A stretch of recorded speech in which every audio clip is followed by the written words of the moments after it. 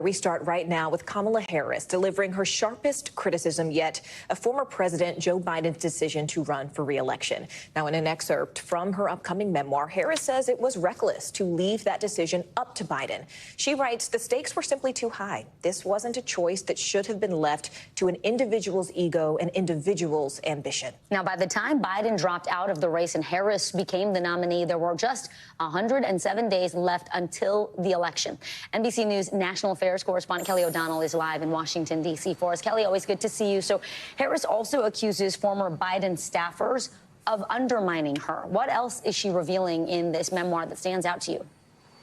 Well, part of what we are experiencing is a glimpse into Harris's own reflections. This upcoming book, we've only seen excerpts so far, will tell the story of her 100-day sprint to Election Day, but it also goes deeper into the relationship. There seems to be a distinction between her relationship with Joe Biden as a fellow candidate, as the president she served, and their relationship, and the small group of senior advisors who had been around President Biden throughout his whole half century in public life. And she writes about feeling undermined, and that her argument is, had she been allowed to have successes as vice president and to have been supported in ways where she felt she was not, that would have reflected well on President Biden for his choice in making her vice president and for the generational shift that really the whole country anticipated would happen at some point. So it's really the first time we are seeing this. She was unfailingly loyal to President Biden while she served him as vice president, made that point again and again.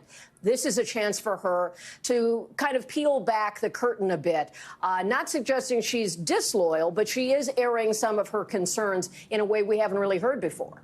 I mean, and she sounded very gracious in all of this, but, you know, there were entire books written about the fact that people believe there was a conspiracy to cover up Biden's mental decline, something that she denies. What does she say? She rejects that, and she talks about the fact in the book that she believes that President Biden was certainly aging, and everyone saw that in real time. And she writes about the differences as she sees them, where she says that on his best day, or on his worst day, rather, President Biden was more deeply knowledgeable, more capable of exercising judgment, and far more compassionate than Donald Trump on his best, meaning his best day.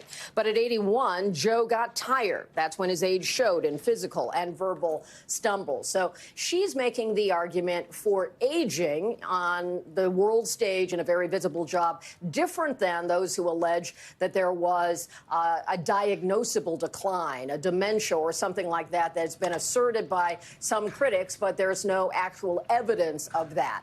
And of course, she's talking about the reality that many Americans could see for themselves when President Biden, while in office, had verbal stumbles, did appear slower. She is saying there was no organized effort to conceal that. She goes further to say, had she seen that, she would have raised it, saying that she's more loyal to her country than to President Biden, as close as they were. Really interesting. Kelly O'Donnell there from D.C. Kelly, thanks.